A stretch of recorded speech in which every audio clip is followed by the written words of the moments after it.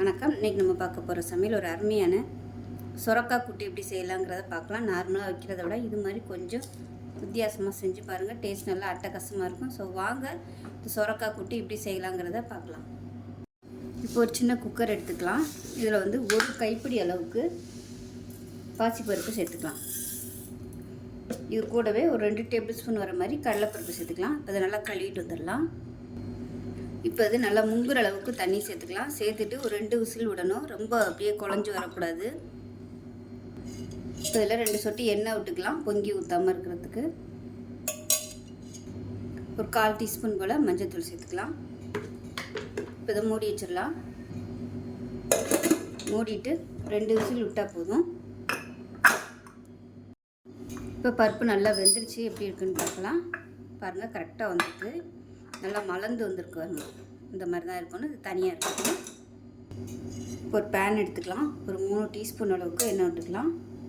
சும்மா வெங்காயம் தக்காளி வதக்கிறதுக்காக மட்டும் எண்ணெய் விட்டுக்கலாம். லாஸ்ட்டாக நம்ம தாளிப்பு கொடுக்க போகிறோம். இப்போ பார்த்திங்கன்னா எண்ணெய் நல்லா காஞ்சிருச்சு. இதில் ஒரு கைப்பிடி அளவுக்கு சின்ன வெங்காயம் கட் பண்ணதை சேர்த்துக்கலாம்.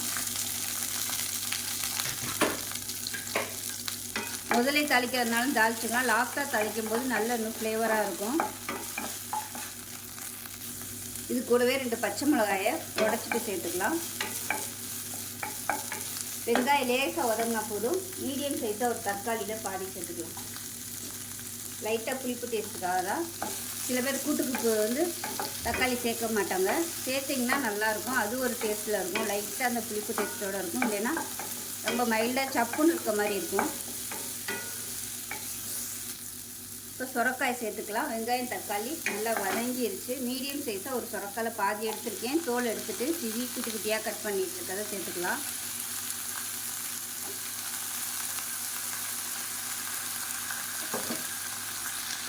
இப்போ கூட்டுக்கு தேவையான உப்பு சேர்த்துக்கலாம். சேர்த்துட்டு தண்ணி பத்தலைன்னா சேர்த்துக்கோங்க. அதுலேருந்தே தண்ணி விட்டு வரும். அதனால் எடுத்ததுமே கொஞ்சம் தண்ணி விட்டுறோன்னா.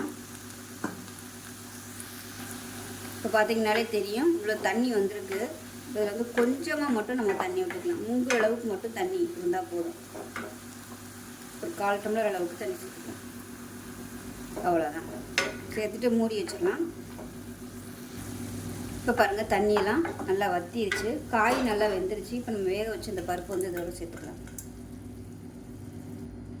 இதை நல்லா கலந்து விட்டுக்கலாம். இப்போ மஞ்சள்தூள் சேர்த்துக்கலாம். மஞ்சள்தூள் கம்மியாக இருக்குது, அதனால் மஞ்சள்தூள் சேர்த்துக்கலாம். ஒரு 1/4 டீஸ்பூன் போல் மஞ்சள்தூள் சேர்த்துக்கலாம். இப்போ வீட்டில் வச்சுருக்க குழம்புத்தூள் கொஞ்சமாக சேர்த்துக்கலாம். ஒரு 1/4 டீஸ்பூன் போல் சேர்த்துக்கோங்க. இது சும்மா அந்த ஃப்ளேவருக்காகவும் டேஸ்ட்டுக்காகவும் தான். இல்லைன்னா நீங்கள் வெறும் சீரகத்தூள் கூட சேர்த்துக்கலாம். ஒரு 2 நிமிஷம் கொதிக்கட்டும். இப்போ கூட்டு கொதிச்சுட்ருக்கு. இந்த ஸ்டேஜில் ஒரு 3 டேபிள் ஸ்பூன் துருவன தேங்காய், 1/4 டீஸ்பூன் உள்ள சீரகம், ஒரு 4 சின்ன வெங்காயம். சின்னதாக இருக்குது, அதனால் 4 எடுத்துருக்கேன். பெருசாக இருந்துச்சுன்னா 1 போதும்.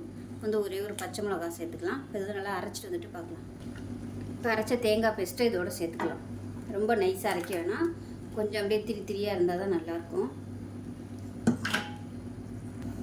இது நல்லா கலந்து விட்டுட்டு மீடியமான ஃப்ளேமில் பச்சை வாசனை போகிற அளவுக்கு கொதிக்க விட்டுக்கலாம். இப்போ தேங்காய் சேர்த்து நல்லா பச்சை வாசனை போக நல்லா கொதிச்சிருச்சு. கரெக்டான அளவில் இருக்குது பாருங்கள். இப்போ கடுகு, உளுந்து, சீரகம், வரமிளகாய், பெருங்காயம், கருவேப்பிலை போட்டு தாளிச்சதை இதோட சேர்த்துக்கலாம். அவ்வளோதான்.